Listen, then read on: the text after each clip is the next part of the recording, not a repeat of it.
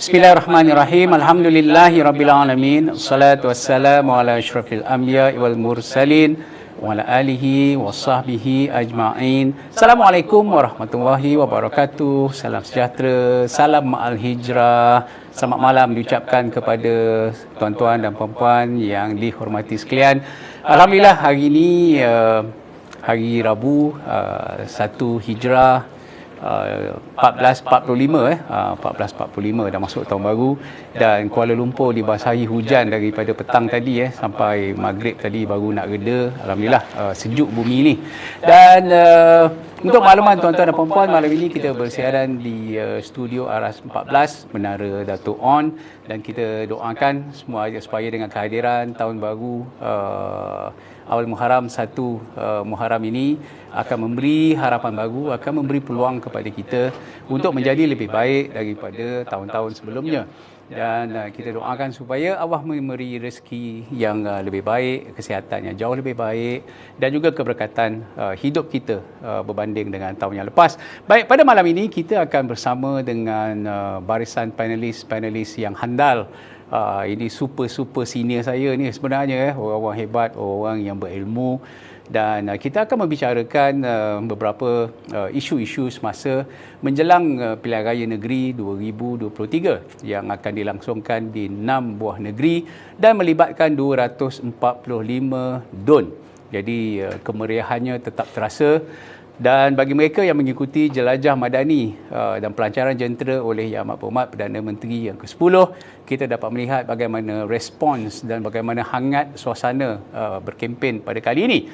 Jadi tuan-tuan dan puan-puan, pada malam ini kita berbicara soal pertarungan pertahankan maruah. Jadi pada kerajaan perpaduan ini penting untuk mendapat kemenangan sebanyak yang mungkin, bagi menunjukkan bahawa sokongan rakyat itu adalah satu tanda kepada legitimasi kepimpinan yang sedia ada. Walaupun ia tidak akan melibatkan apa-apa perubahan pun di peringkat persekutuan, tetapi ia penting untuk menunjuk sejauh mana kerajaan perpaduan ini dominan. Dan di sebelah Perikatan Nasional, ini adalah pertarungan 1 lawan 1 pada saya. Yang lain-lain tu kita rasa hanya nak merosakkan atau memecahkan undi. Tetapi di sebelah Perikatan Nasional, pertarungan ini juga penting bagi mengukur apakah mereka masih lagi boleh membawa satu naratif Melayu dan Islam, perpaduan Melayu dan Islam Melayu terancam. Itulah naratif yang mereka mainkan pada PRU15 dan diulang lagi dalam Pilihan Raya Negeri yang akan datang pada 12 hari bulan Ogos. Jadi kita bersama dengan panelis-panelis kita di sebelah kiri saya. Yang ini orang hebat. Dia banyak pengalaman, banyak jatuh bangun dalam politik. Kita bersama dengan Yang Berhormat Senator Datuk Seri Dr. Mujahid Yusof Rawa. Apa khabar, Tok? Sihat, Alhamdulillah. Panjang saya nak sebut nama dia tu sebagai menghormati. Dr. Mujahid pun tak apa. Jadi kita ucap selamat datang kepada Datuk. Ini kali kedua kami bersama dengan Datuk Seri Dr. Mujahid. Hari itu kita bersama dengan Datuk Seri Jamil Khair, tapi Datuk Seri Jamil Khair dia kena berkubu di negeri Kedah, Darul Aman, satu-satu negeri yang pada saya antara negeri yang benar-benar menguji maruah kedua gabungan parti. Itulah Kedah, Darul Aman. Kita akan bincang selepas ini. Di sebelah Datuk Seri Dr. Mujahid, kita ada Datuk Zawawi Osman. Di kalangan orang UMNO kita popular dengan panggil Cikgu Wi. Cikgu Wi. Di Kelantan pun panggil Cikgu Awi. Jadi selamat datang tu. Datuk Zawawi Osman adalah Ketua Penerangan UMNO Negeri Kelantan. Oh, bukan calang-calang ni kita bawa ni. Ini tukang pukul daripada Negeri Kelantan. Di sebelah kiri Cikgu Awi ialah seorang lagi yang saya suka tengok dia berdebat di Parlimen, iaitu Datuk Abdullah Sani. Apa khabar Datuk Abdullah Sani Abdul Hamid? Apa khabar, Dok? Alhamdulillah, sihat adanya. Oh, dia cool je dia. Tunggu satgi bila kita masuk gear. Baik, kita akan mula nak bertanya kepada panelis kita. Tok, kalau kita tengok, kita dah cerita tentang kepentingan pilihan raya negeri yang 2023, pilihan raya negeri yang ke-15 bagi negeri-negeri yang berada di Semenanjung Malaysia. Baik, kita tengok berlakunya hang parlimen disebabkan tak cukup jumlah untuk bagi membentuk kerajaan. Ini semua cerita orang dah tahu. Jadi misi parti-parti yang bertanding pada kali ini, kalau dulu ada 3 penjuru, Barisan Nasional Go Solo, kita ada Pakatan Harapan dan kita ada Perikatan Nasional. Tetapi kali ini kita nampak dia jauh lebih solid pertarungan itu kerana 1 lawan 1. Dan ini adalah pertarungan pada saya dan pada sesetengah panelis melihat ini adalah pertarungan untuk melihat siapa yang lebih dominan. Komen Datuk. Ya. Terima kasih kepada moderator dan juga rakan-rakan di panel dan para penonton yang saya kasih sekalian. Pertama saya ingin membuat satu penjelasan bahawa kalau kita mengambil satu senario yang pernah berlaku pada PRU yang lalu, jika hendak dibandingkan dengan apa yang akan berlaku dalam PRN negeri akan datang, saya yakin bahawa suasana itu sudah tidak sama. Maknanya kita tidak boleh mengambil apa yang kita dapat daripada PRU yang baru ni dengan apa yang akan berlaku dalam PRN.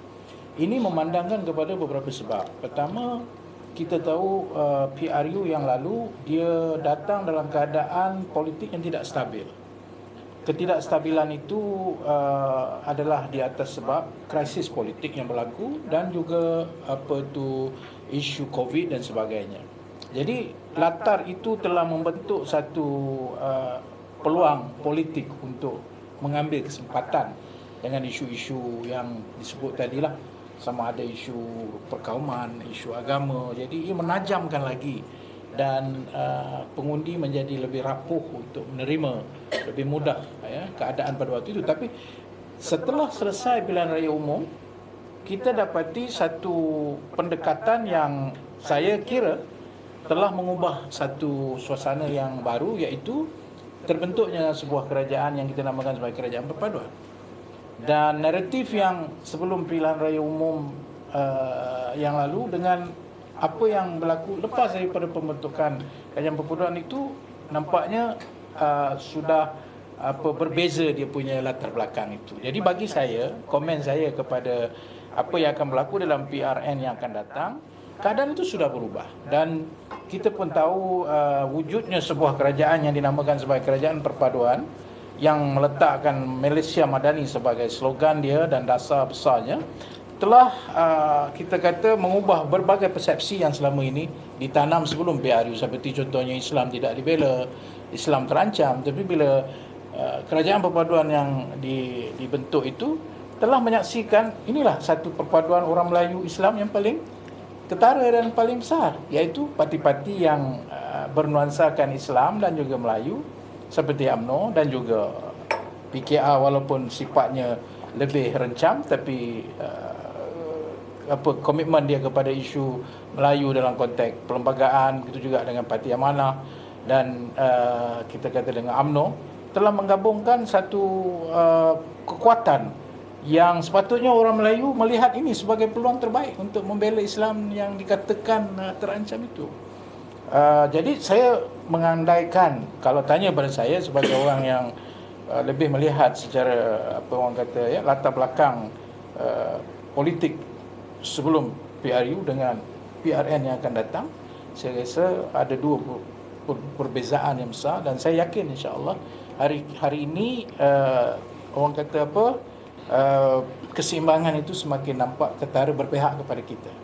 Dan saya yakin insya-Allah orang Melayu lebih terbuka, orang Islam lebih melihat apa situasi sebenar. Seperti dulu menyatakan dulu contohnya kalau kita menang nanti habislah Islam. Hari ini kita dah menang, apa Islam lagi hebat lagi ni dengan Malaysia Madaninya dan sebagainya. Jadi saya yakin PRN kali ini di 6 buah negeri ini akan menjadi satu medan untuk memperkukuhkan dan memberi satu mandat yang lebih kukuhlah dari segi sokongan di peringkat negeri untuk kita menerjui kerajaan perpaduan ini dengan lebih selesa lagi, insya-Allah, saya yakin.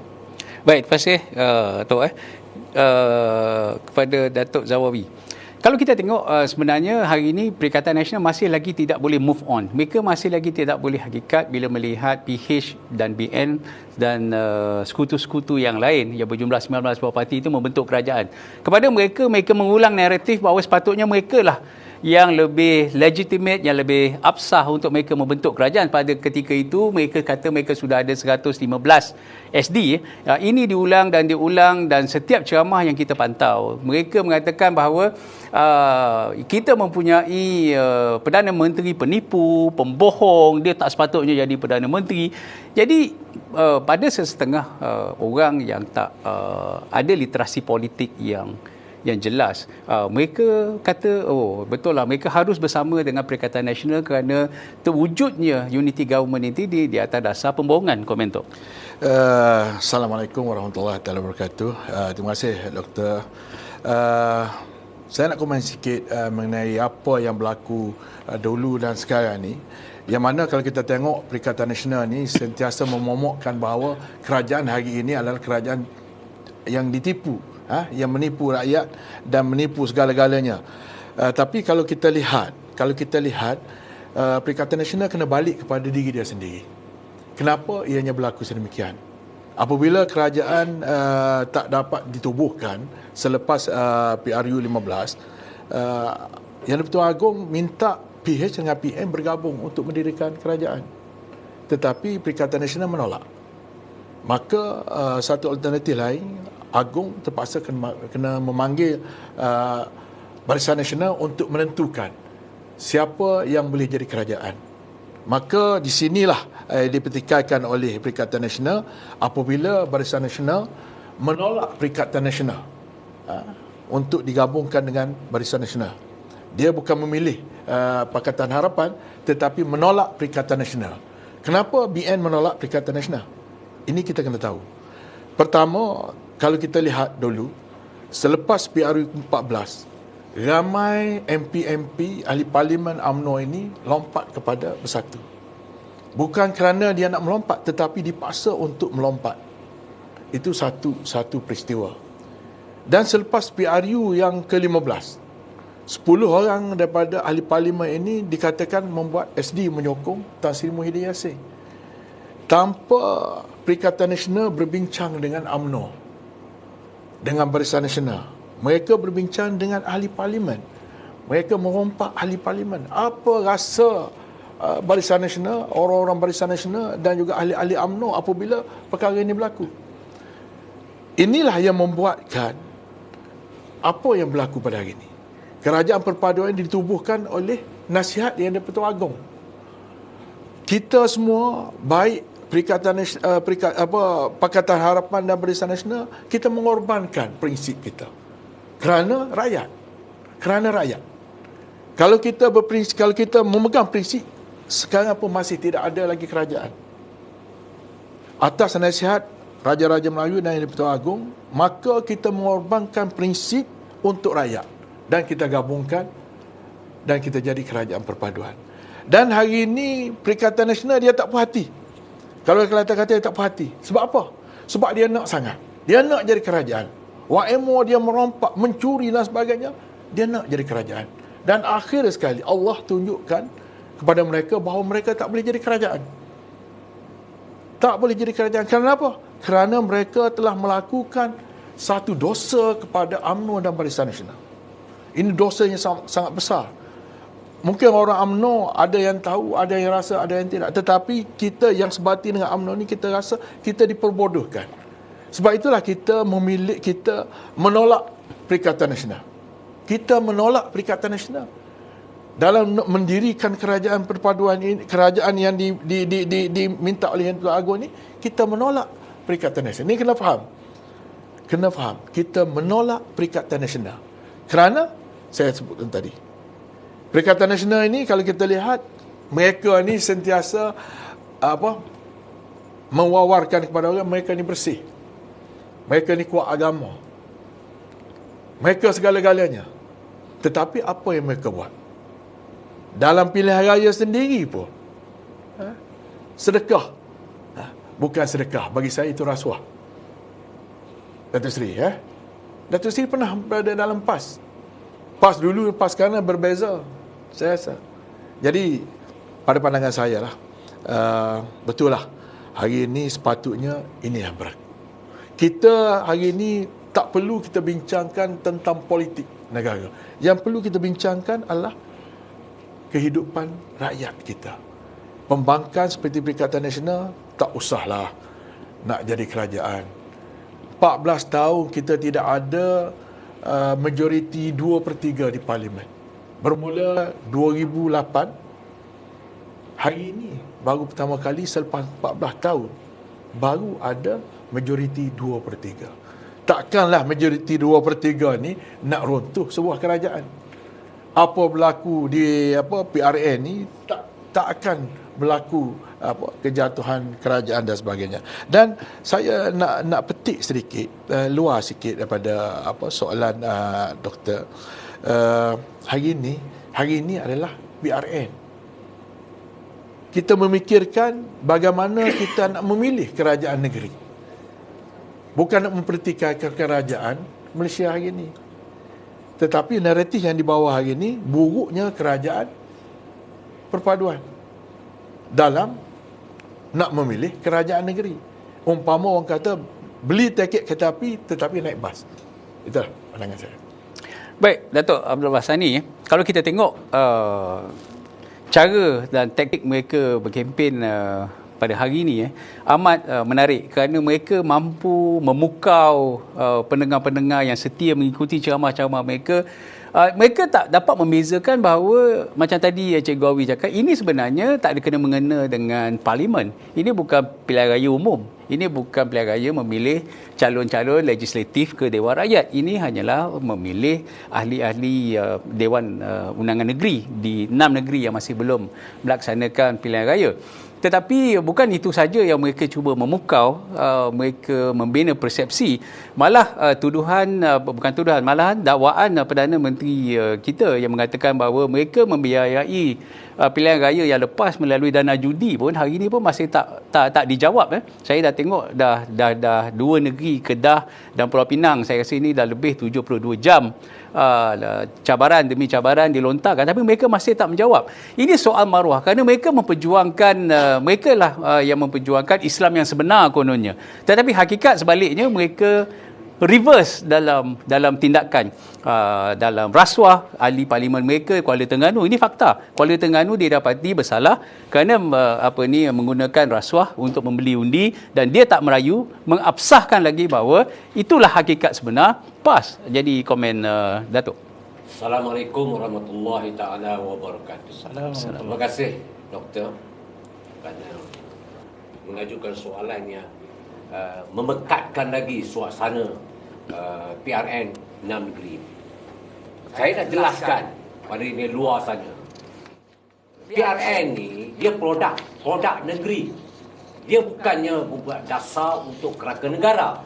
Jadi untuk memulihkan ingatan mereka yang cedera, minda, kecederaan minda, kecacatan minda, ataupun dipanggil kelonggaran minda ini, harus sedar bahawa produk-produk yang ada dalam negeri-negeri itu perlu dirujuk sebagai suatu bahan untuk mereka memilih.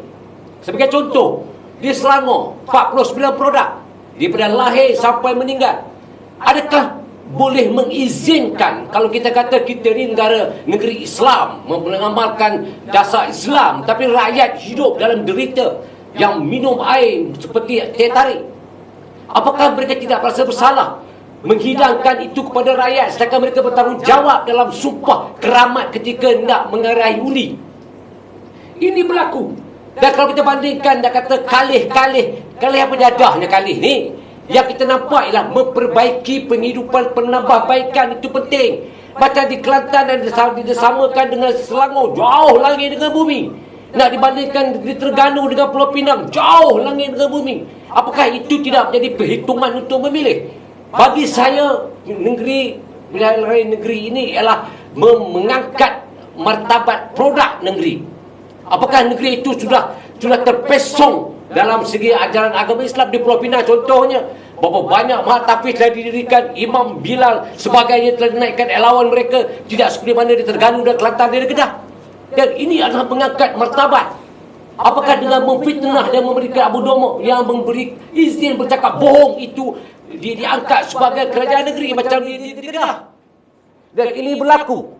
Dan dialihkan soalan berbagai-bagai untuk persepsi rakyat. Tengok zalimnya. Apa yang zalim? Macam cakapan baru dibuat. Secara jujur saya kata. Bila saya mendengar laporan daripada Ketua Polis Negara, jelas. Kerana dia panggil telefon, dia tangkap telefon. Ini bukan Datuk mampu nak tutup hutang. Ini polis nak panggil, nak suruh pergi ke mahkamah. Itu pun dia tak respon, tapi ceritanya seolah saya dizalimi, ditangkap pukul 3 pagi. Orang yang kutuk dia ataupun mengkritik dia pukul 3 pagi, diangkut pawang oleh pihak polis. Ada orang bertikai kan? Ini orang itu pun tak ditelefon oleh polis. Ini polis telefon pun tak angkat. Belum lagi Anwar telefon lagi bila nak berdepan mahkamah lagi. Tapi ini yang kita perjelaskan bahawa cerita dia tu cerita nak membuat satu kebangkitan Islam di Selangor. Apa istilah? Selangor tak Islam? Selama ni Selangor tekan ke agama Islam ni? Setahu saya lah Selangor bagi dia allowance, imam allowance, bilal, semua macam pergi haji pun kita bagi, doktor. Jadi mana mungkin kalau produknya sebegitu hebat nak ditukarkan dengan air keruh paip macam teh tarik. Dan itu pula bagi projek Maris buat pembangunan. Tenging sangat ke tak tengok perlembagaan. Bila kita buat pendakwaan, fitnah. Apa yang fitnahnya? Ini semua mengelak daripada fakta yang jelas, iaitu kita nak membina satu negara yang majmuk, yang sejahtera dan dimanfaat kesejahteraan itu kepada rakyat. Namun jelas derita rakyat dan sengsara itu menepati pada pemerintahan mereka. Dan inilah yang kita katakan bahawa bagaimana kita nak bangkitkan maruah Melayu melalui pemilihan raya dan sokonglah mereka yang benar-benar mengangkat maruah Melayu, maruah Islam. Ini cakap pasal Islam, pasal Melayu, rakyat hidup sengsara dan derita. Dan tidak memungkinkan pembangunan itu dilakukan dengan hanya bertakbir, tapi tidak berusaha ke arah itu. Inilah kecelakaan minda yang selalu berliga dalam proses kepimpinan Perikatan Nasional. Bila bercakap, mereka lah yang betul. Benda yang betul dikalihkan, benda yang tak betul. Contohnya, Doktor, seringkali saya mendengar bicara ketika Datuk Luqman Adam bercakap pasal SD. Dia kata SD itu bengapnya dia orang ni. Akta lompat parti telah diwujudkan. Saya dalam Dewan, Dr. Mujahid dalam Dewan, kita bersetuju untuk mengesahkan bahawa akta lompat parti itu wajib kita wujudkan dan 2/3 bersetuju. Dalam Dewan tidak membolehkan mana-mana ahli parlimen mengambil pendirian sendirian dalam memberikan jaminan kepada pentadbiran kerajaan, khususnya Perdana Menteri. Dah ada pun semua ahli-ahli Dewan ataupun ahli parlimen yang ada dalam longgokan yang bagi SD semua orang lama-lama. Takkan dia bengap sangat, tak boleh nak bedakan antara yang dibenarkan atau yang dibenarkan. Dan apa kata dia? Kami ada 115. Kami ada 115. Ni Cikgu Bat 115 jadah gampang apa? 115 itu tu SD tak pakai dah. Yang pakai inilah parti itu sendiri. Dan parti itu sendiri mengambil keputusan di depan Kepala Tuanku menyokong simpulan bisimpulan. Itu cerita dia. Tapi dia alihkan cerita sampai hari ini. Dia bercakap benda yang sama aja. Kami cukup, kami bagi dulu, kami dulu. Takkanlah hang tak tahu benda ni ialah benda undang-undang. Tapi dia alihkan orang tu. Patutnya Muhyiddin jadi Perdana Menteri. Siapa cakap? Dia yang bermain dalam liga persepsi itu. Perdebatan berlaku di antara 4 orang yang saya tengok tu. Nampaknya macam tu Faizal nama tu. Pun tengeng juga. Dia pun pertahankan juga yang dia ada majoriti. Kalau dia majoriti ke absahan ke, masa berlaku di parlimen, kenapa dia tak bentangkan? Kenapa dibiarkan begitu berlalu dan keluar ramai-ramai? Kerana mereka ini meraihkan persepsi seolah-olah mereka ini orang yang dizalimi. Ini adalah politik yang dipanggil politik kangkung. Berada di mana-mana longkang di tepi jalan. Ini tiada nilai, no value of politik. Itu yang saya nampak lah. Tapi diheretnya rakyat semua. Seolah-olah mereka lah yang ke depan dalam majoriti ini. Baik, hari ini je Datuk. mereka membawa satu slogan dan mereka membawa satu naratif bahawa inilah satu peluang untuk rakyat Selangor berubah. Mereka create satu naratif change for Selangor. Harapan Selangor baru. Jadi mungkin Datuk daripada Selangor, saya juga tinggal di negeri Selangor. Saya pun tertunggu-tunggu apakah agenda rakyat yang mahu diangkat. Tetapi yang saya dengar hanyalah untuk merampas kekuasaan. Komen tu. Seperti mana yang saya cakap tadi, daripada lahir sampai ke meninggal, produk semua telah pun diperuntukkan. Malah yang saya teruja, mana negeri yang ada insurans kepada rakyat dia? Selangor telah memberikan insurans pada seluruh rakyatnya. Nak kalih apa, nak baru apa yang nak buat ni? Nak buat apa? Nak jadikan Selangor macam mana Kelantan buka paip jadi tertarik? Nak bagi Selangor seperti mana yang hidup rakyat berempat, seperti mana yang berlaku, minta maaf, negara yang termiskin di mana? Jadi persoalan kita hari inilah untuk mengangkat kedudukan martabat Islam itu sendiri, wajib diberikan keselamatan hidup. Sebab itulah Madani itu diwujudkan. Doktor, saya melihat daripada sudut berbeza dengan yang lain kalau berhujah dalam segi definisi Madani yang sebenar. Penghijrahan baginda sallallahu alaihi wasallam daripada Mekah ke Madinah. Bertapak di Madinah, 3 perkara baginda telah pun kutubahkan atau berikan tazkirah. Yang pertama, beri salam. Salam maksudnya perpaduan itu amat penting. Ukhuwah itu amat penting untuk kita mewujudkan negara yang stabil dan rakyat hidup yang selesa. Nombor 2, Rasulullah bersabda, beri makan.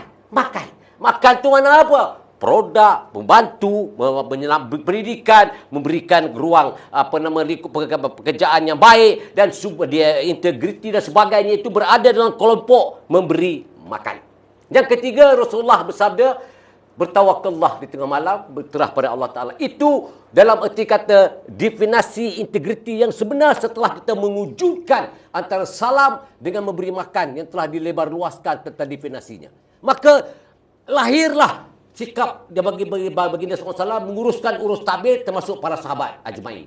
Apa yang saya nak tekankan di sini, itu baru Islam betul. Membantu rakyat miskin, memberi pendidikan, lebar luaskan kebebasan rakyat ataupun penghidupan rakyat yang lebih terjamin kehidupan mereka, itu sebenarnya yang dikatakan memberi makan. Baik, Cikgu Abi ya. Cikgu datang daripada negeri-negeri Pantai Timur. Okey. Agenda Perikatan Nasional, kita pun sampai hari ini belum dengar mereka masuk pilihan raya negeri ni, apa agenda membangun rakyat yang mereka nak buat. Kita belum dengar. Tetapi berdasarkan fakta-fakta sebelum ini, sejarah sebelum ini, apakah model yang telah berjaya dilaksanakan di negeri-negeri yang ditadbir oleh PAS yang boleh kita, to be fair, yang boleh kita letak di atas meja untuk kita buat perbandingan supaya rakyat boleh menilai? Doktor, semua rakyat Kelantan dah tahu 33 tahun Kelantan ni ditadbir oleh PAS. Maknanya orang Kelantan sangat bersabar. Sangat bersabar. Mungkin yang tidak ada di Kelantan yang tak faham apa yang kita orang Kelantan rasa. Doktor, 33 tahun kita ditipu. Rakyat ditipu. Daripada awal dulu dia letakkan batu asas, satu persatu batu asas. Sampai sekarang pun tidak ada satu batu asas pun yang dilaksanakan. Dan kalau kita lihat hari ini, air menjadi satu masalah kepada rakyat Kelantan. Tetapi mereka membawa naratif Malaysia. Mereka tidak mempertahankan kerajaan Kelantan ataupun Terengganu. Kalau kita lihat hari ini Tan Sri Anwar Musa yang baru bersama dengan PAS. Tapi kena ingat, Tan Sri Anwar Musa ini bukan keluar daripada UMNO. Dia dipecat daripada UMNO. Dia dipecat daripada UMNO, maka dia mencari satu parti yang dia rasa dia boleh berada di situ, maka dia masuk PAS. Yang saya herannya, Tan Sri Anwar Musa ni tidak pertahankan kerajaan negeri Kelantan.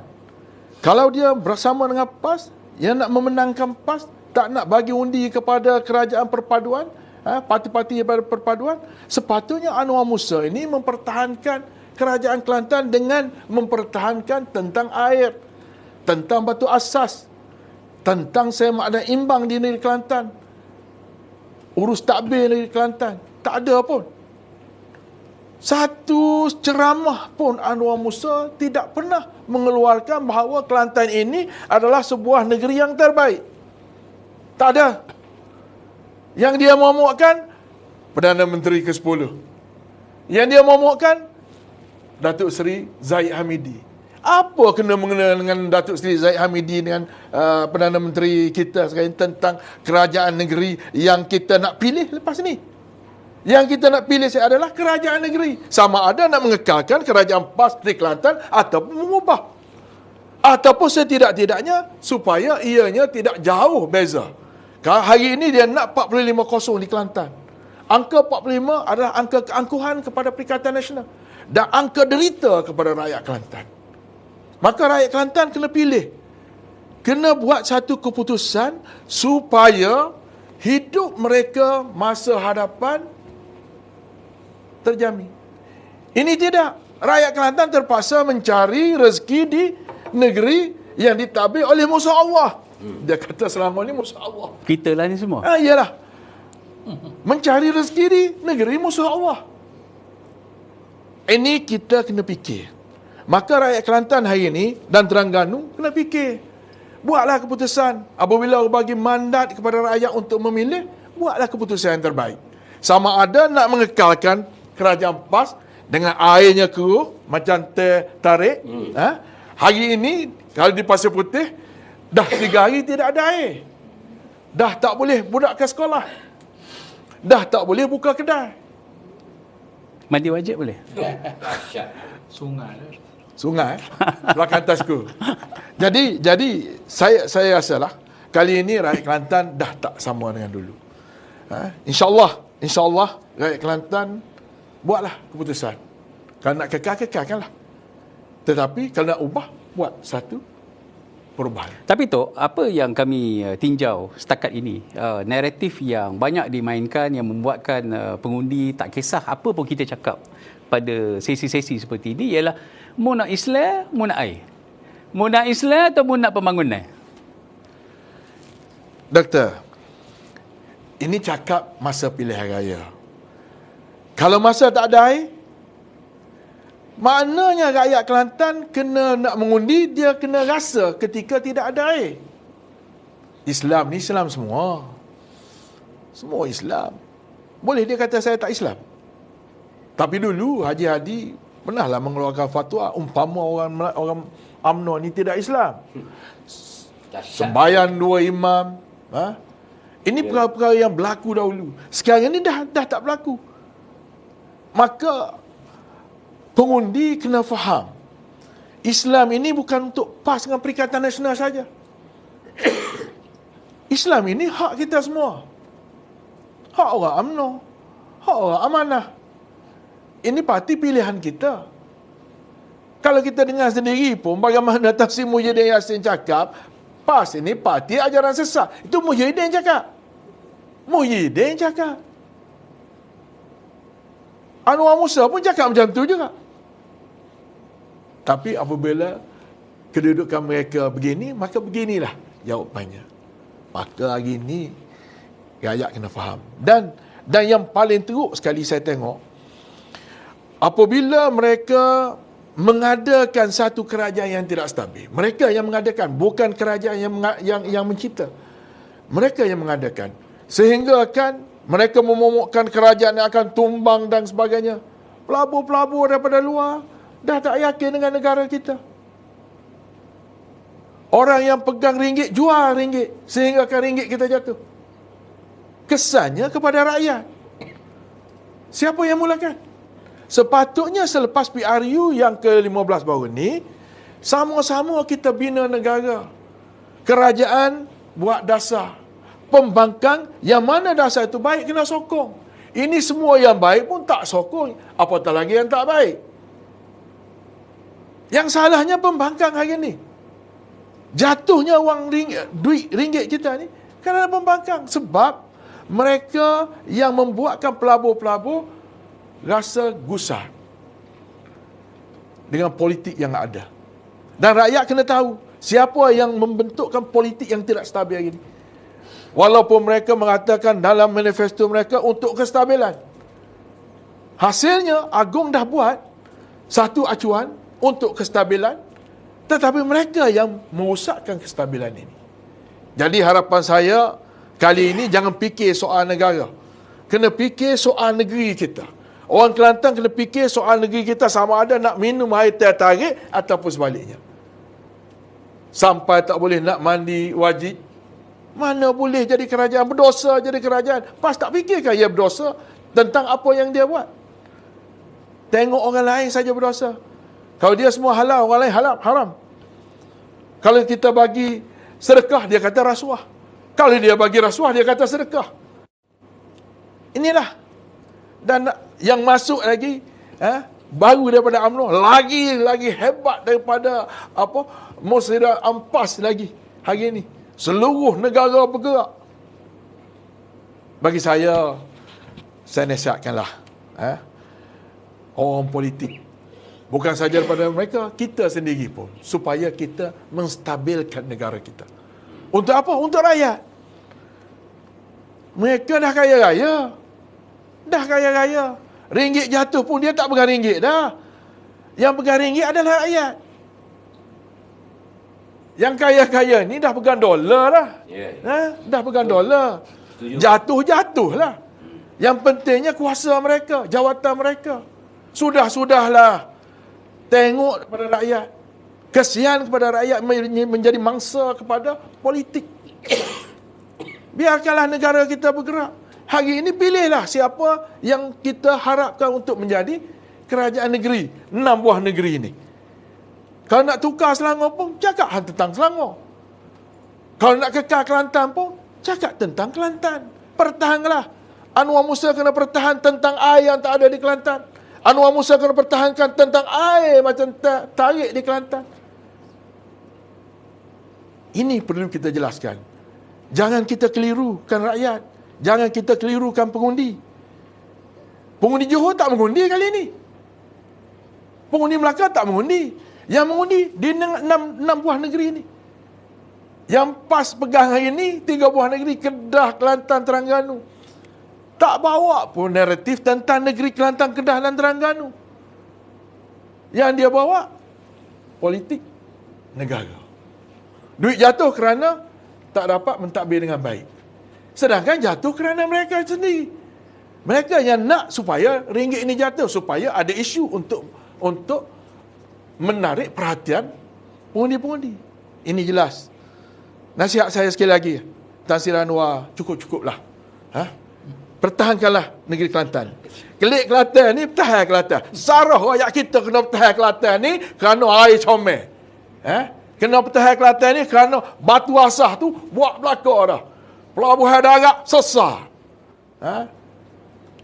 Kena minta maaf dengan Panglima Perang PAS. Dia bertegak dulu.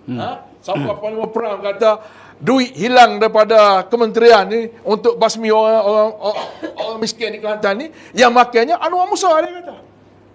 Anwar Musa kena jawab yang tu dulu. Sebelum berbaik, jawab yang tu dulu. Okey, terima kasih Cik Kawi. Baik, setiap kali pilihan raya senator, kita akan dengar banyak penekanan tentang pendekatan takfiri yang dimainkan baru ni. Seorang pemimpin muda mereka mengata dan menuduh kerajaan perpaduan ini memainkan isu takfiri ni. Dia kata kita pula yang mainkan, sedangkan yang dok cakap hari-hari tentang pendekatan takfiri yang tak menyokong perjuangan Islam itu akan akan masuk neraka dan sebagainya ialah mereka. Jadi bijak mereka nak mengalih tumpuan dan nak mengelirukan lagi rakyat. Dermalah kepada PAS untuk pilihan raya ini kerana ia jauh lebih afdal daripada derma kepada masjid. Kalau derma pada masjid, benefit dia, faedahnya ada satu masjid. Tapi kalau derma kepada PAS untuk pilihan raya ini soal negeri, soal negara. Jadi pada saya nak memainkan isu dan sentimen agama untuk kepentingan parti ini, saya rasa dah makin menjadi-jadi. Komen Senator? Saya rasa banyak daripada apa yang diutarakan tadi oleh sahabat saya, Doktor dan juga apa yang dilontarkan isu Islam tapi air macam teh tarik. Sebenarnya dia kembali pada tadi doktor ada tanya kan, nak air ke nak Islam kan? Itu dia. Sebenarnya di situ ada satu masalah besar yang kita sedang hadapi ini, bukan sahaja sekarang tapi dah lama dah, iaitu doktrin yang begitu kuat yang menyamakan arti politik itu dalam konteks ini PAS sebagai satu entiti agama. Saya ulang balik ya. Dan saya ajak siapa nak berdebat, mari kita berdebat bahawa kalian telah mendoktrinkan kepada seluruh rakyat Malaysia bahawa kalian adalah parti, kalian adalah agama. Ini masalah besar. Apabila anda meletakkan diri anda sebagai parti dan anda menyatakan anda adalah agama, di sinilah berlaku huru-hara dalam negara kita, bukan sekarang tapi sejak 80-an apabila berlakunya apa yang kita namakan sebagai kafir mengkafir. Dan saya ingin merujuk bahawa kes ini bukan sahaja berlaku di Malaysia, ia adalah satu fenomena seluruh dunia. Ini adalah di atas sebab mereka menyalah tafsirkan ayat-ayat Al-Quran yang seharusnya sifatnya umum, tetapi mereka meletakkan seolah ayat Quran itu dia. Contohnya apabila disebut talzam jama'atal muslimin, ini hadis Nabi sallallahu alaihi wasallam pada akhir zaman ya, bahawa Nabi menyebut bahawa kalau umur kamu panjang kamu akan lihat saya ikhtilafan katsira, kamu akan nampak perbalahan. Maka sahabat bertanya, kami nak buat apa kalau kami bertemu idza adrakana dalikal waqt? Lalu Nabi jawab, talzim jama'atul muslimin, hendaklah engkau bersama dengan jamaah. So, doktor, siapa jamaah itu? Kamilah. PAS lah. PAS lah. Dalam konteks politik dia tu, dia lah, tak ada orang lain lah. Talzam jama'atul muslimin. Jadi seolah ini bukan jama'atul muslimin, ini bukan jama'atul muslimin, amanah lagi jauh lah kan? So, siapa dia jama'atul muslimin? Kami. Siapa? Parti Islam se-Malaysia, PAS, yang memperjuangkan Islam. Okay. Yang kedua, mereka melihat seolah-olah dalam gerakan politik mereka, dia menganggap orang lain itu adalah yang tidak layak untuk membawa Islam. Kelayakan itu, merit untuk bawa Islam tu tidak layak. Saya bagi bukti ya. Contohnya, apabila kita melihat dasar-dasar yang dibawa oleh negara sebelum ini, semuanya tidak lari daripada mempertahankan konteks Islam dalam sudut perlembagaan. Tapi selama ini PAS tidak pernah iktiraf. Ya, saya pun dulu dalam PAS juga. So, jadi mereka tidak melihat bahawa dasar Islam itu perlu dilihat inklusif dan sejauh mana mereka harus mengembangkannya, memperbaikinya. Tetapi apa yang mereka kata ialah orang lain kalau buat Islam bukan Islam. Yang boleh buat Islam kawal aja. Orang lain tak boleh.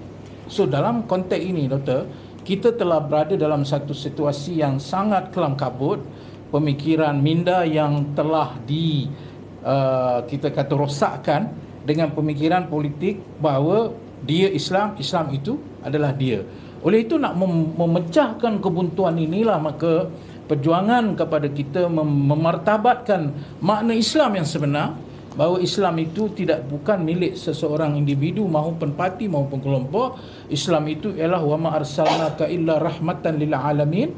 Tidak kami utuskan di kau Muhammad melainkan untuk membawa rahmat kepada sekalian alam, di mana rahmat itu mencakupi semua kaum, bangsa, agama, keturunan, mesti duduk di dalam rangka rahmat Islam itu yang akan membimbing negara ini kepada satu kedamaian, kestabilan. Dan jauh lebih daripada itu, kita juga kena melihat bahawa kelompok-kelompok ini mereka tidak berasa sesuatu yang orang kata tidak rasa sesuatu yang bersalah apabila mereka menggunakan isu perkauman, apabila mereka menggunakan isu agama, kerana bagi mereka itulah kita kata vitamin hidup dia. Kalau tak ada vitamin membenci sesama manusia, membenci sesama kaum, antara agama, itu bukan satu vitamin bagi dia. So in order for them to survive, untuk mereka kekal, mereka kena guna isu kaum, mereka kena guna isu agama, dan ini bersesuaian dengan pemikiran mereka yang melihat orang lain semua tak betul, dia saja yang betul. Tapi kalau orang yang bukan Islam, kalau dia berkawan, okey betul. Tapi orang lain kalau berkawan, tak betul. So ini masalah besar kita. Kita ada masalah besar dalam negara kita, dan saya harap pilihan raya negeri, khususnya orang-orang Kelantan, orang Terengganu, orang Kedah, bukalah minda anda bahawa anda telah ditunggangi sekian lama. Anda telah digunakan, disalahkan Islam. Contoh, musuh Allah. Ni musuh Allah ni, doktor ni. Saya ni musuh Allah ni. Walaupun PhD saya siasat syariah, tapi saya musuh Allah. Kenapa? Kerana Tak bersama. saya tidak bersama mereka. Itu yang tadi balik pada persoalan tadi. Kami adalah agama, agama adalah kami. So, tapi bila nak cari rezeki, cikgu, pergi cari dekat bumi musuh Allah. Jadi, di mana logiknya mereka boleh letak satu fatwa yang sesat, yang mana kita tengok inilah doktrin yang bagi saya cabaran besar, doktor, untuk kita cabut doktrin ini daripada pemikiran umat Islam. Dan saya seru kepada seluruh rakan-rakan di 6 negeri ini peluang yang terbaik untuk kita pecahkan diri kita keluar daripada perangkap minda yang sangat membawa kita ke belakang, dan dia menjejaskan cita-cita kita untuk melihat Islam, model Malaysia sebagai model negara Islam yang progresif dengan madaninya itu sangat-sangat Islamik, sangat-sangat mengikut prinsip syariat.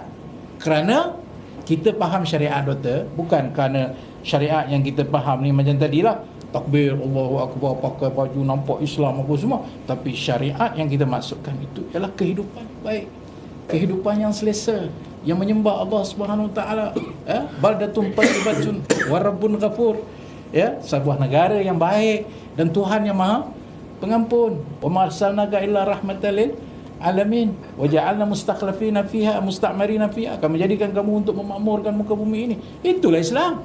Inilah yang kita buat ni. Tak mana yang tak Islam. Jadi saya lontarkan kepada anda yang mendengar, dan saya mencabar siapa yang ada dalam ni dengar ni, apa yang saya cakap ni tak betul, mari kita berdebat dan kita buktikan apakah yang sebenarnya yang dituntut oleh Islam. Dan saya masih lagi beranggapan, lagi di luar sana kita ditanam dengan pahaman aku adalah agama, agama adalah aku, parti aku adalah agama, agama adalah parti aku, selagi itulah negara ini akan dibawa mundur ke belakang. Baik, yang saya nak minta doktor ulas dengan lebih lanjut lagi bahaya doktrin ini apabila pemimpin mereka cakap apa pun, mencarut pun boleh, menuduh orang kafir pun boleh, mereka sendiri berkhianat pun tak mengapa, tetapi di kalangan penyokong-penyokong mereka tetap bertakbir seolah-olah walak itu memang mungkin 120 atau 130%. Apa pun yang cuba dimasukkan ke dalam minda, mereka takkan dapat mampu untuk mengubah pendirian mereka. Fenomena ini kita lihat boleh menjadi suatu perkara yang sangat berbahaya kepada sebuah negara yang berbilang kaum, Kepada Doktor. Pasti je. Inilah yang saya kata bahayanya. Apabila doktrin ini ditanam sebegitu rupa, dan dia bukan sekadar doktrin politik je. Dia ada usrah. Dia tiap-tiap hari dia. Itulah usrah tu kata bagi dekat apa parti lebih baik pada bagi kat masjid. Ini yang ditanam. Ada sampai kata kalau pergi mesyuarat, parti mati lebih baik pada pergi ke masjid, sujud semayang contohnya. Benda-benda ni berlaku, bukan tak berlaku. So doktrin ini ditanam sebegitu lama. Saya tidak tahu kenapa pemimpin muda PAS hari ini dia sama ada dia tak tahu apa yang berlaku, atau dia buat tak tahu apa yang berlaku, atau dia suka benda itu berlaku tapi menafikannya. Cuma apa yang saya nak kembali balik pada soalan doktor tadi, bahawa dalam hal ini dalam sejarah Islam kita ada satu kelompok yang kita namakan sebagai Khawarij. Terkenal dalam sejarah Islam. Siapa yang ada masa buat baca tentang Khawarij. Khawarij ni salah satu daripada ciri-ciri mereka ialah menyatakan mereka saja yang mewakili Islam, orang lain tak mewakili Islam. Yang kedua, mereka mewajarkan apa saja yang mereka buat betul, orang lain buat tak betul. Dan dia menanam kepada pengikut dia bahawa kalau pemimpin dia buat, terima saja sebab mereka mewakili Islam.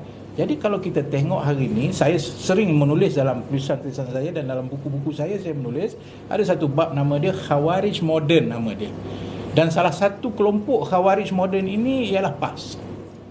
Dan itulah soalan yang ditanyakan, kalau pemimpin dia buat apa pun betul belaka. Jangan persoalkan. Ikut saja apa yang dia cakap. Sebab apa? Dia mari pada isu apa dia kata, Allah, kamu nak banding, kamu ni semayang malam tak? Nak banding dengan pemimpin kita. Kamu ni berapa Quran baca? Kamu ni semayang pun tunggu balik. Ni pemimpin kita ni, dia bangun malam, dia baca Quran, jadi dia pergi ke arah tu. Jadi ahli-ahli ini berasa seolah-olah dia tak akan sama kedudukan dia yang digunakan untuk menyatakan bahawa mereka ni suci, mereka ni tinggi kedudukannya dan sebagainya. Sebab itu mereka tidak dipersoalkan. Dan ini sangat bahaya. Ini sangat bahaya kerana dalam konteks orang kata pemikiran, dalam konteks minda, seharusnya kita boleh mempertikaikan pemimpin kita. Ad-dinu nasihah. Qulna liman lillahi wa rasulihi wa li'ammatil muslimin wa li'ammatihim. Agama itulah nasihat. Kepada siapa? Allah menasihati kamu, Rasul menasihati kamu, dan kamu boleh menasihati pemimpin-pemimpin kamu bagaimana pemimpin kamu boleh menasihati kamu. Ini hadis Nabi sallallahu alaihi wasallam. Jadi kita telah menutup ruang itu. Ya. PAS dan kelompok yang sama waktu dengannya, termasuklah Perikatan Nasional yang menumpang. Saya tahu bersatu ni, dia tahu PAS ni tak boleh pergi lah cikgu, tapi oleh kerana keperluan politik. Anwar Musa tahu. Takkan dia tak tahu. Tapi oleh kerana tadi keperluan politik, siapa tak tahu PAS ni. Saya pernah bercakap dengan kawan-kawan UMNO masa dulu muafakat lah kan. Muafakat kan. MN. Saya kata, macam mana kau orang duduk dengan PAS? Aku keluar PAS dah ni. Aku kenal lah PAS ni. Politik nak buat macam mana, dia kata. Maknanya apa? In terms of dari segi nak menumpang PAS, dari sudut nak tumpang bagus dia boleh bawa negara ni, dia hanya menumpang kepada satu kekuatan PAS yang telah satu kekuatan yang palsu, bukan kekuatan sebenar, kekuatan yang dipenuhi dengan berbagai doktrin-doktrin yang tidak betul. Jadi bagi saya itulah jawapan kepada masalah kita, dan bagi saya kerajaan hari ini dengan dasar madaninya, perpaduan yang disebut antara kita PH dengan BN ini serta GPS dan yang lain, sebenarnya adalah satu aset besar untuk kita gelembelingkan tenaga kita berdepan dengan doktrin ini. Dan saya yakin insya-Allah pemimpin-pemimpin muda PAS yang bercakap banyak ni, dia tak tahu sejarah pun. Dia mengikut apa yang ada, dan saya cabar mereka. Kalau betul kamu kata tak berlaku, kamu ubahlah PAS. Kami dah cuba dah. Kami dah lama dah cuba dalam PAS. Tak berjaya. Jadi silakan cuba. Tapi jangan syarat. Kena ubah kepada yang lebih baik. Jangan kamu pula mengikut sehingga PAS tu tak jadi lebih baik tapi menjadi lebih buruk. Dan saya yakin insya-Allah dengan kekuatan yang ada hari ini, kita dapat dan mampu untuk mengatasi masalah yang sedang kita hadapi ini. Dan PRN ni adalah satu medan uji yang sangat baik untuk pengundi-pengundi, khususnya Kelantan, Terengganu, Kedah, membuat satu perubahan besar kepada satu kehidupan Islam yang lebih baik, dengan memberi kehidupan yang lebih baik dan juga taraf hidup rakyat yang lebih baik. Dan itulah Islam, dan itulah yang dituntut di dalam agama kita. Baik, terima kasih Senator. Saya nak tanya Dato' Abdul Rahsani, lanjutan daripada apa yang diterangkan oleh YB Senator tadi. Jadi kalau kita tengok dalam kes Yang Berhormat Menteri Besar Kedah, contohnya apa saja yang beliau katakan, apa saja yang beliau lontarkan, seolah-olah negara ini tak ada undang-undang, tak ada batas. Perkara 10 perlembagaan tentang fundamental liberty, tentang hak asasi, kebebasan asasi manusia itu digunakan sebagai alasan untuk dia sentuh siapa saja, cakap apa saja. Dan kalau kita tengok isu pertelingkahan dengan memetik nama istana ni bukan perkara pertama kali berlaku. Begitu juga dengan TMJ Tengku Mahkota Johor berbalas-balas sindiran. Dan kes ini kalau kita tengok, kita tak nak menyentuh tentang fakta kes kerana ini adalah perbicaraan akan dijalankan di mahkamah. Tetapi dah kena dakwa pun masih lagi nak mempolitikkan. Kononnya ini adalah salah Yang Berhormat Perdana Menteri yang ke-10 kerana charge dia di bawah Akta Hasutan. Saya tak faham bila masa PMX jadi peguam negara dan peguam cara yang menentukan nak charge siapa di bawah akta apa. Sedangkan pejabat peguam negara dah keluar kenyataan petang tadi menyatakan bahawa ini bukan selective persecution.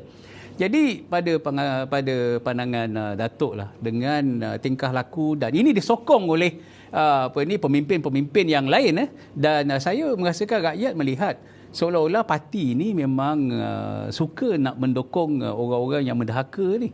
Komen Datuk? Ya, apabila dia dikenakan atas Akta Sultan 1948, berlaku banyak perkara yang dibangkitkan sebab terlalu banyak sangat bila dia berada di pentas ni doktor.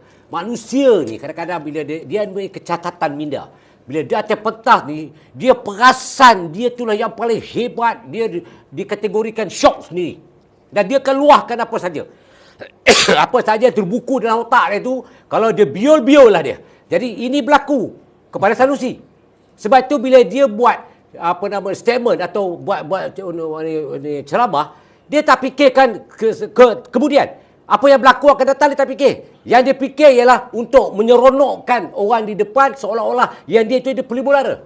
Dan ini berlaku ketika dia didakwa pertuduhan dia kerana dalam Akta Sultan itu perkara dia melawan istana.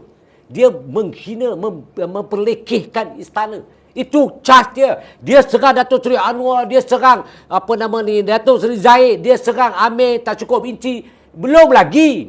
Tapi persoalan yang dia lakukan ialah untuk memperlekehkan. Itu perangai dia.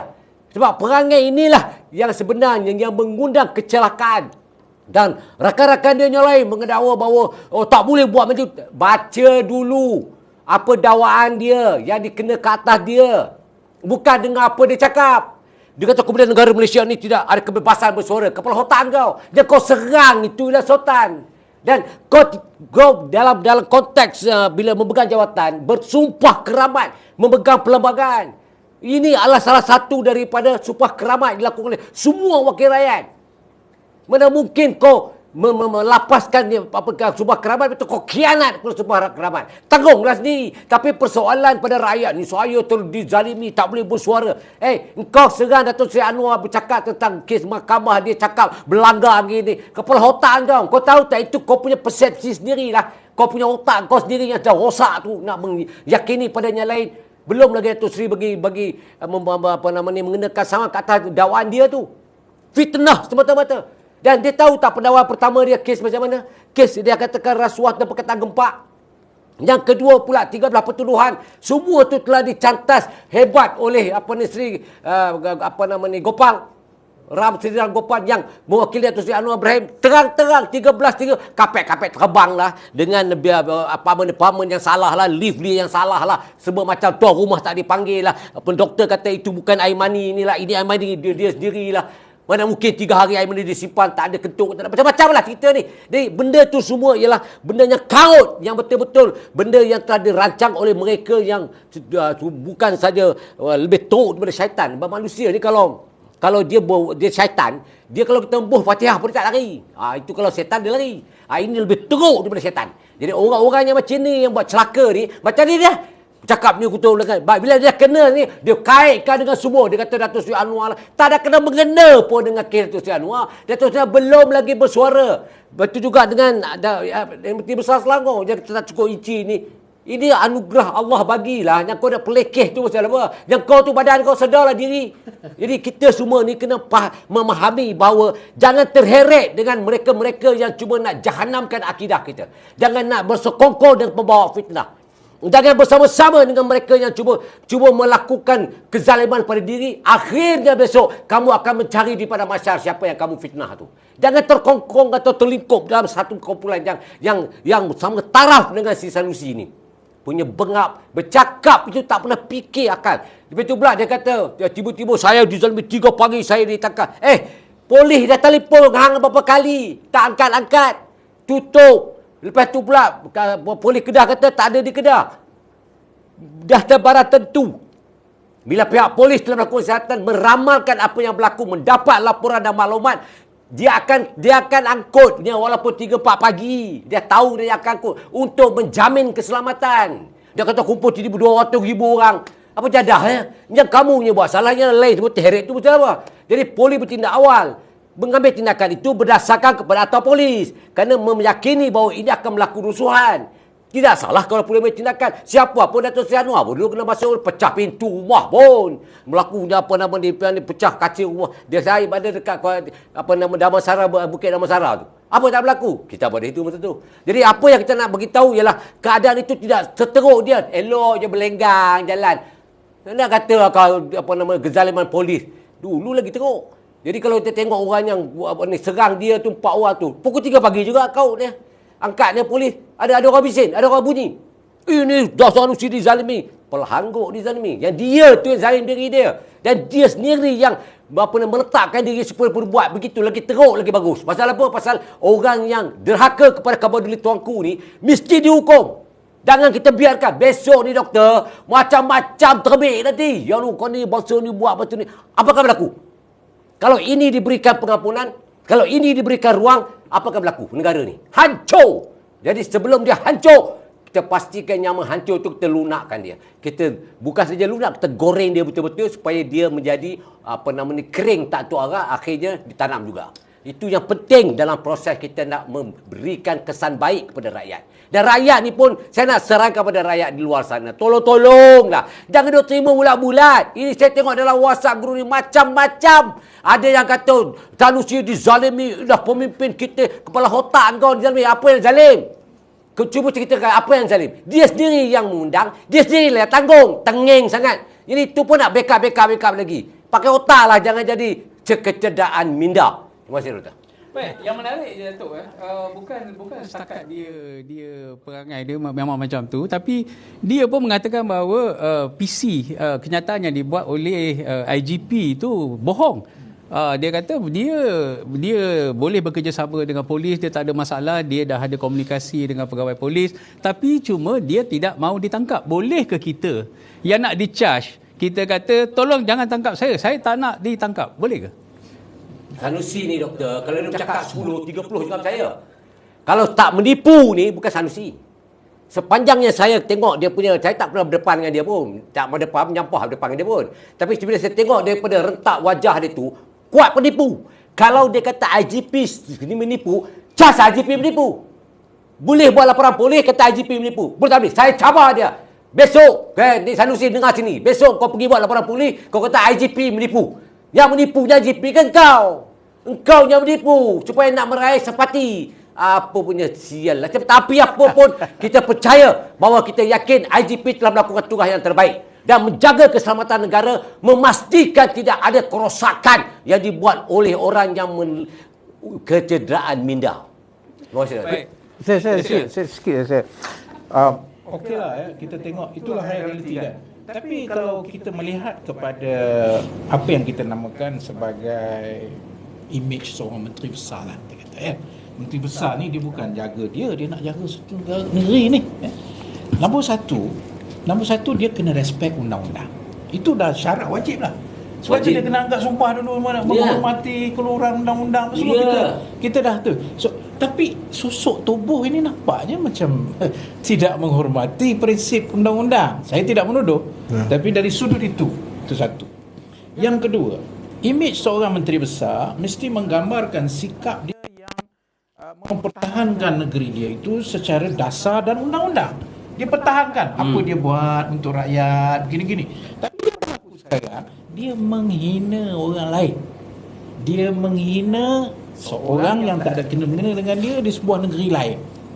Dan dalam penghinaan itu, tanpa disedari kerana syok sendiri tadi, dia telah menghina satu institusi yang sangat-sangat dihormati, yang merupakan teras dan asas kepada negara ini.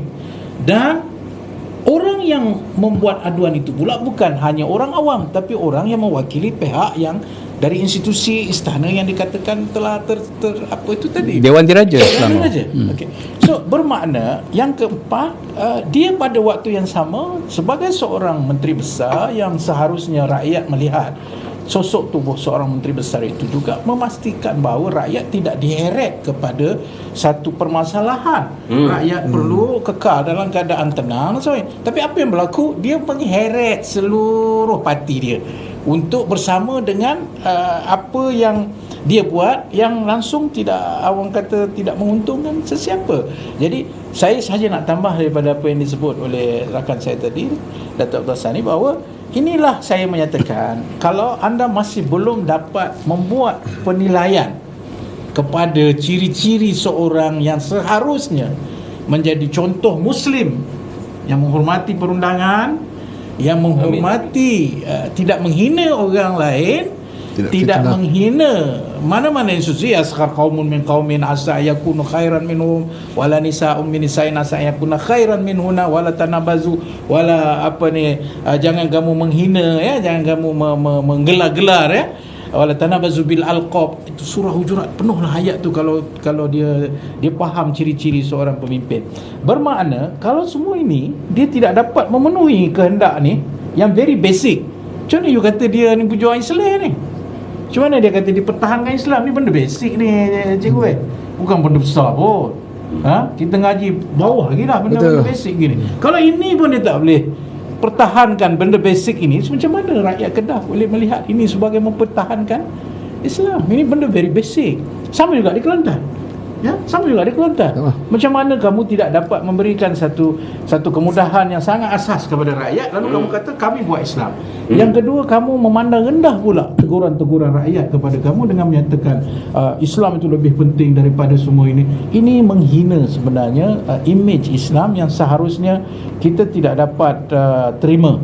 Kalau itu namanya dia Islam, maka saya tidak melihat itu mewakili Islam. Bahkan itu adalah satu gambaran yang dipesongkan, ya, terhadap Islam. Jadi semua kita kena terbuka dalam melihat soal ini, dan especially isu yang melibatkan Menteri Besar. Saya nak tambah sikit mengenai Menteri Besar Kedah ni. Kalau kita lihat, dia umpama tidak menghormati perlembagaan. Sepatutnya seorang Menteri Besar dia patut menghormati perlembagaan negara kita. Ini baru Menteri Besar. Kalau tak menghormati perlembagaan, macam mana nak menjadi Perdana Menteri? Ini soal negara dan negeri. Tak sepatutnya dia melabelkan polis demikian. Apatah lagi Perdana Menteri. Ini bukan ada kaitan pun antara dia dengan Perdana Menteri. Ini kaitan antara dia dengan Raja Sultan Selangor. Dan kalau kita tengok kenyataan Sultan Selangor pun, apa boleh mohon maaf, Sultan Selangor kata belum selesai lagi. Bermakna Sultan Selangor murka. Tadi Dok cakap dia dengan TMJ. Sanusi ni, itulah saya dalam PAU dulu saya sebut, inilah orang yang mulut jahanam. Mulut jahanam. Bukan saya nak fokus kepada dia ni jahat sangat, tak. Mulut dia tu jahanam. Dan dia ni kalau kita saya tengoklah dia ni, watak dia ni bukan watak Menteri Besar. Macam watak Charlie Chaplin. Dia pun Menteri Besar tebal-tebal, tebal watak pun dia. Dia bukannya sepatutnya janganlah macam ni. Profesional sedikit. Kita Menteri Besar. Hormatlah. Kalau kita tengok, Muhyiddin pun kata ni pendakwan terpilih dah zalim apa. Yang rumah Tun Abdul Razak digeledah tu siapa? Menteri Dalam Negeri kita tu. Cuba bandingkan. Cuba tengok diri sendiri. Inilah yang berlaku. Apa yang dia buat semua betul. Apa yang kita buat semua tak betul. Jadi saya lihatlah PAS ni, PAS terutama lah, macam satu ni dia tonggang. Datuk Seri bagi tahu tadi dia tonggang. Dia tak ada orang pun. Yang dapat mempengaruhinya PAS lah. Dan PAS ni bila-bila masa saja, kalau kita tengok sekarang ni UMNO DAP. Yang dia punya tu dalam Pakatan Rakyat lama dah bercicik dah dia DAP. Tak ada pula kita kata tak PASDAP. Tak ada pun kita tak kata PASDAP. PASDAP. Cakap DAP gini gitu. Peluk lagi. Yang gerakan PAS nak buat hudud, gerakan saman. Mahkamah. Dakwa bawa ke mahkamah. Sepatutnya gerakan kena keluar kenyataan hari ini bahawa kita tarik balik yang dibawa ke mahkamah untuk melaksanakan hudud tu. Tak ada pun. Sebab tu saya nak cabar gerakan dengan PAS ni buat kenyataan bahawa gerakan sudah tarik untuk mendakwa PAS ni untuk melaksanakan hukum hudud. Tak ada pun. Ni sedap sangat amdap. Kita lahir ni daripada desakan agung yang nak melihat rakyatnya aman, rakyatnya dilindungi. Terpaksa mengadakan. Itu pun dia kata Datuk Seri Zahid tipu agung. Lepas tu diikuti oleh Papa Gobo dalam live dia. Ini fakta. Ini bukan kita reka-reka. Itulah rakyat kena faham lah. Saya rasa kita serah pada rakyat. Kena pandak lama dah. Ah. Pandak lama dah. Pandak lama dah. Sebab tu saya tengoklah dia ni macam tadi lah, buat SD. Dah dia sendiri pun sokong Akta Anti Lompat Parti, tapi dia yang cabul. Sampai sekarang pun tak selesai dengan dia orang ni. Tempat mana dia duduk, di situlah bau sedap, walaupun ada tai di situ. Tempat apa yang kita duduk, itulah tempat yang busuk, walaupun wangian kasturi ada tempat kita. Sentiasa memandang negatif kepada pihak lawan. Inilah perangai PAS. Dan saya rasa rakyat faham hari ini. Dan saya menyeru penyokong-penyokong PAS undi Kerajaan Perpaduan kali ini, supaya negeri Kelantan, Terengganu, Kedah ini sealiran dengan kerajaan pusat. Baru menyenangkan kehidupan orang negeri ini. Macam Kelantan, kalau ada persamaan selari dengan kerajaan pusat, mungkin kilang-kilang boleh dibawa di Kelantan. Tak perlulah anak-anak Kelantan berhijrah ke Kuala Lumpur, ke negeri-negeri musuh Allah ni. Boleh ada di Kelantan. Saya nak bagi tahu dok, saya dulu jadi pemimpin UMNO yang kerajaannya Barisan Nasional. Ramai ibu bapa yang anaknya mengajar, cikgu ni di luar pada Kelantan, minta balik ke Kelantan. Ada yang doktor minta supaya anak dia balik bekerja di Kelantan. Ini yang cikgu dan doktor. Tetapi tidak ada pun ibu bapa yang datang jumpa kita nak suruh anak yang bekerja kilang balik ke Kelantan. Sebab apa? Sebab dia tahu tidak ada kilang di Kelantan. Kalau ada kilang di Kelantan, pasti dia bawa balik anak dia. Kalau dulu di Kelantan ada kilang, anak dia nak berfoya-foya pun pasti balik tidur di rumah. Tapi sekarang ni anak dia datang ke negeri musuh Allah. Dia tak tahu tidur dengan siapa, tidur di mana, ada makan ke tak ada makan. Apa yang anak dia buat? Sampai ada ibu sakit pun tak dapat untuk anak dia membelai ibu bapanya. Inilah saya harap kesedaran ini berlaku kepada orang Kelantan, supaya kita semua boleh balik ke Kelantan, boleh bersama dengan ibu bapa kita yang melahirkan kita, yang menjaga kita, supaya di hari tua mereka kita dapat menjaga, membalas jasa ibu dan bapa kita. Buatlah putusan supaya negeri Kelantan dengan Malaysia ini, kerajaan Malaysia ini selari, supaya ada kesinambungan, ada peluang pekerjaan yang boleh kita wujudkan di Kelantan, dan anak Kelantan yang ada di Kelantan ini tidak keluar dari Kelantan dengan besar jumlahnya. Sebab itulah kalau musim Hari Raya Datuk, sampai 15 jam, ada 24 jam, ada pusing balik, tak dapat balik ke Kelantan. Sebab apa? Sebab orang Kelantan ramai ada di negeri musuh Allah.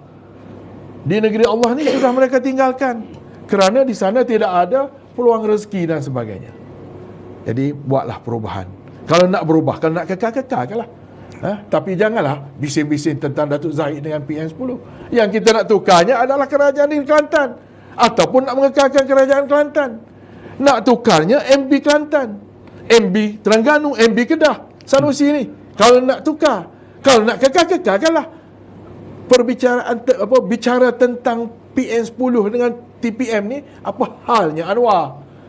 Saya tuju pada Anwar Musa lah. Kau baik tu lah. Okay. Baik, itulah tuan-tuan dan puan-puan, kita minta supaya dalam kegairahan parti-parti politik berkempen, dah diperingat banyak kali soal 3R jangan sesekali kita sentuh, dan kita junjung dan kita hormati institusi beraja.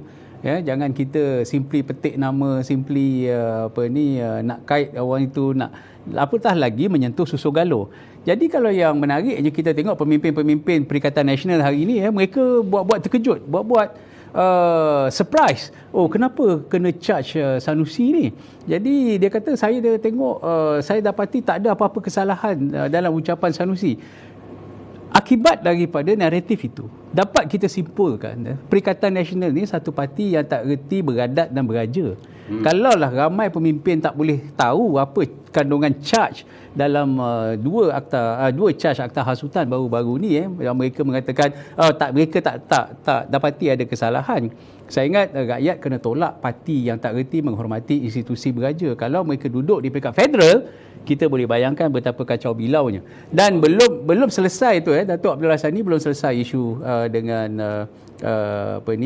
akta hasutan tersebut. Timbul lagi petang semalam ada tangkapan oleh pihak SPRM. Dia tak mengaku dalam apabila didedahkan oleh YB Saifuddin Nasution tentang skandal REE Nadi Bumi di Kedah. Dia kata itu bohong, bawa pengarah PTG. Saya tengok pengarah PTG Kedah ni pun macam nak masuk politik. Kalau nak masuk politik, berhenti kerja daripada PTG dan bertanding dalam sidang dalam pilihan raya DUN. Bagaimana seorang ahli penjawat awam boleh bagi ucapan politik di depan halayak ramai? Saya tak faham. Saya tak faham etika penjawat awam yang ada di negeri Kedah termasuk dengan MB dia. Dan yang menariknya semalam ada tangkapan SPRM seorang CEO MBI Menteri Besar Incorporated telah pun ditahan. Ini CEO dia dah ditahan dan seorang perempuan, seorang pengarah syarikat juga telah ditahan melibatkan skandal rasuah 13 juta. Jadi tangkapan kepada pekerja asing berjumlah 52 orang berlaku sebelum ini dan tangkapan kepada seorang warga asing yang menjadi penasihat telah pun dilakukan. Kemudian 2 tangkapan SPRM. Jadi nak nafi apa tentang isu yang sedang berlaku di bumi Kedah ni? Komen tu. Adakah ini adalah sengaja usaha nak memalukan atau mencalakan maruah Perikatan Nasional di Kedah? Beginilah. Kalau ianya melakukan satu jenayah, tidak ada pilih kasih dalam membentuk hukuman yang dikenakan pada mereka yang melakukan. Bagi mereka-mereka yang di luar sana, segala pertuduhan, dakwaan yang dikenakan kepada mereka-mereka yang terlibat ini, sebenarnya terlibat itu sudah pun berlaku dan ianya mengambil kira tentang peradaban undang-undang dalam negara. Tindakan SPRM itu tidak boleh sewenang-wenangnya atau membatasi kerana pilihan raya. Sebab ini terungguknya ialah kena melakukan jenayah. Kalau orang tidak melakukan jenayah, kenapa ditangkapnya CEO? Kenapa ditangkapnya penasihat MBI punya daripada China tu yang di luar jangkaan kedudukan dia sebagai orang yang profesional yang bekerja di bawah dibenarkan dalam kedudukan sebagai pekerja dalam negara. Ini adalah rumusan daripada tindakan yang mereka lakukan. Dia ingat seolah-olah pelakuan jenayah mereka itu akan dilindungi oleh Allah Subhanahu Wa Taala. Barang dia ingat, setiap jenayah di muka bumi ini kamu lakukan, kamu akan menerima balasan di muka bumi ini. Jangan anggap ia terlepas. Sebab itu saya kata, pemerintahan macam mana sekalipun, bicaralah apa sekalipun, akhirnya result itu yang akan memberikan jaminan sama ada kamu benar ataupun tidak. Sebab itu, bila berlakunya apa yang berlaku sebelum ini, contohnya 33 bulan yang berlaku dalam pemerintahan mereka, kalau benarlah DAP itu fahaman komunis, kenapa tak haramkan? Kalau benarlah jenayah berlaku di Pulau Pinang, kenapa ketua-ketua pemimpin Pulau Pinang tak ditangkap? Begitu juga dengan Selangor. 33 bulan mereka merintah. 33 bulan kalau betul lah katakan dia orang ni pemimpin Islam yang terbaik. Kenapa Tambatan Air yang sepatutnya mereka ada kuasa untuk buat, kenapa tak buat? Banjir 4 kali dalam setahun melanda Kelantan. Ini harus cegas dan jangan ada kecederaan otak. Kecederaan otak minda inilah menyebabkan berlakunya banyak tuduhan-tuduhan yang mengelak daripada kenyataan. Ini doktor yang berlaku dalam kepimpinan dalam PAS utamanya sekali. Sebab dia anggap dia ni suci, dia ni bersih. Allah sentiasa lindung mereka walaupun mereka melakukan jenayah. Allah letakkan balik hukum. Apa berlaku? Terang-terang. Hari ini SPRM dah tangkap 2 orang. Besok belentur lagi. Ada lagi doktor. Bawa berdiri. Yang banyak pemimpin UMNO yang ni. Tunggulah pemimpin UMNO yang khianat pada UMNO, yang lari korang-korang terselamat ni. Tunggulah. Bukan kita tak tahu dia orang punya jenayah. Punyalah berlambak. Tunggu nak waktunya saja. Tetapi jangan menuduh bahawa kerajaan perpaduan ini menyekat kebebasan, menzalimi rakyat. Itu sebenarnya tidak benar. Dan apa saja bentuk fitnah kamu tunggulah. Insya-Allah hukuman menanti kamu. Jangan anggap kamu maharaja lela. Buat apa saja dengan sukarela. Besok tertangkap, besok tak cukup air mata keluar daripada mata. Terima kasih, Doktor. Baik, tuan-tuan dan puan-puan, kita nak wrap up perbincangan kita pada malam ini. Kalau kita katakan ini adalah pertandingan untuk mempertahankan maruah masing-masing dalam pilihan raya negeri. Sebab itu bahayanya tadi seperti mana yang Senator Doktor sebut, bahayanya kalau kita mengatakan kita adalah parti siasah dan kita juga adalah agama. Jadi setiap kita ni nak menyamakan kita ni dengan kita lah agama dan kita sajalah yang memperjuangkan agama Islam. Orang lain yang tak bersama dengan kita, itulah musuh-musuh Allah. Ini terkeluar, terbatal iman dan sebagainya. Inilah yang memberi satu impak yang bahaya. Kita manusia tak sunyi daripada melakukan kesilapan. Kalau kita mengatakan kita adalah agama dan kita sendiri pun tak maksum. Dan mana nak letak air muka kita. Kita ni dia nampak hebat. Guru saya pesan, kita ni dia nampak hebat hanya kerana Allah masih menutup keaiban yang ada pada kita. The moment Allah buka aib kita ni kan, saya ingat, tak tahulah nak terjun jabatan mana, nak naik tingkat 39 terjun bawah apa, kita pun tak tahu. Jadi hikmah daripada perbincangan ini kepada tuan-tuan dan puan-puan dalam kegairahan kita berkempen, biarlah kita bersederhana dan jangan sesekali merasakan diri kita jauh lebih suci, jauh lebih hebat daripada orang lain dan kita boleh maki hamun siapa saja, kononnya kita ada lesen yang besar.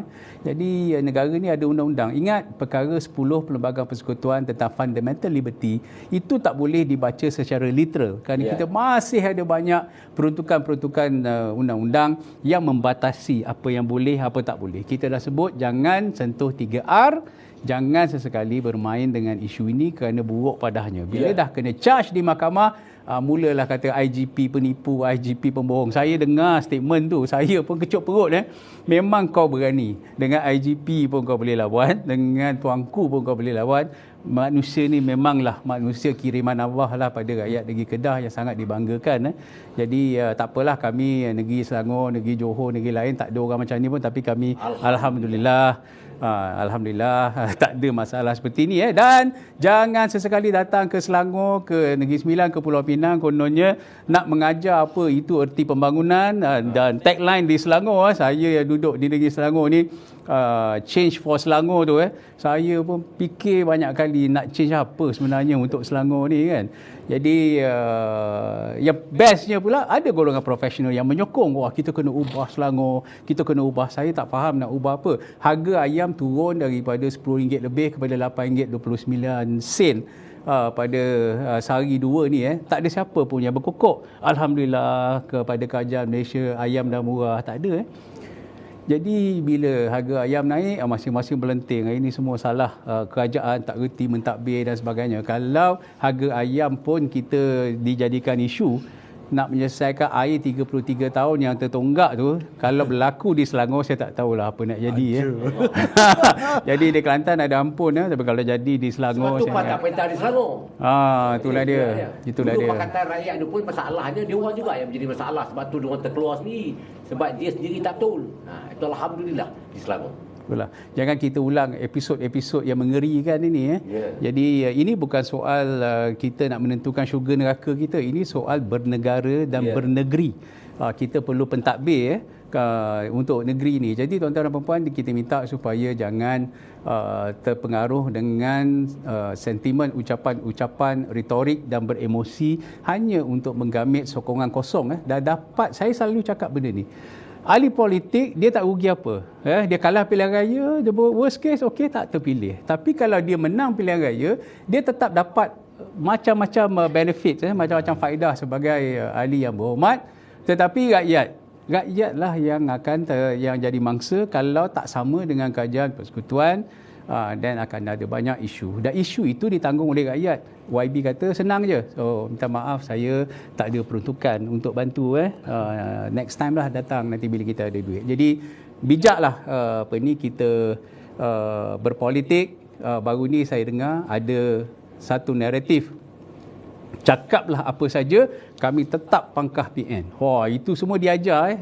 Dia interview 10 orang, 10 orang ulang skrip yang sama. Jadi pada saya tindakan konservatif ni, kalau nak buat propaganda pun, janganlah ajar orang ayat yang sama diulang dan diulang. Buatlah lain sikit. Nampak jadi nampak sangatlah. Nak jadi gobel, gobel tu lain. Dia ada teknik, ada cara kan. Jadi nice try, cuba lagi, kita tengok di hari-hari akan datang, buatlah naratif baru, kita pantau. Nanti hari Jumaat, tuan-tuan dan puan-puan, hari Jumaat saya, Datuk Lokman dan YB Sani Hamzan akan berada di dalam pentas ini dan kita pantau apa yang berlaku sehari dua ni. Jumaat pada 10 malam kita buat lewat sikit sebab Barisan Nasional akan membuat majlis pengumuman calon pada hari Jumaat jam 8.30 malam. Besok malam di Padang MBSA Seksyen 7, Pakatan Harapan akan membuat majlis pengumuman calonnya.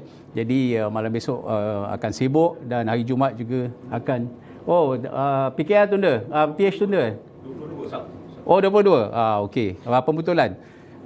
Pakatan Harapan akan buat selepas Barisan Nasional iaitu pada hari Sabtu 22 hari bulan. Kebetulan bertembung dengan perlawanan akhir Piala FA antara JDT dan KLCT. Saya ingat tu JDT kan. Jadi malam hari Jumaat malam pukul 10 malam ikuti dua lagi harimau Pakatan Harapan dan juga Barisan Nasional. Datuk Lokman Nur Adam dan juga YB Sani Hamzan akan mengambil posisi untuk kita memberi pencerahan terkini apa juga yang sedang berlaku. Saya rasa 48 jam akan datang akan menjadi jauh lebih menarik. Kita ucap terima kasih kepada YB Senator Datuk Seri Dr. Mujahid Yusof Rawa. Dia setia bersama dengan kita memberi pencerahan. Terima kasih kepada Cikgu Awi, ini first time pentas bersama dengan kita di sini. Terima kasih Datuk Abdullah Sani. Ini pun harimau juga ni kan. Jadi tahan je lah telinga bila dia bercakap. Kita ucap banyak terima kasih. InsyaAllah kita akan atur lebih banyak siri pencerahan. Dan pesan kita, jangan mendekati isu 3R kalau kita nak lebih aman, damai, tenteram dalam kempen ini. Sekian. Wabillahi taufiq wal hidayah. Assalamualaikum warahmatullahi wabarakatuh. Salam sejahtera, selamat malam, salam ma'al hijrah.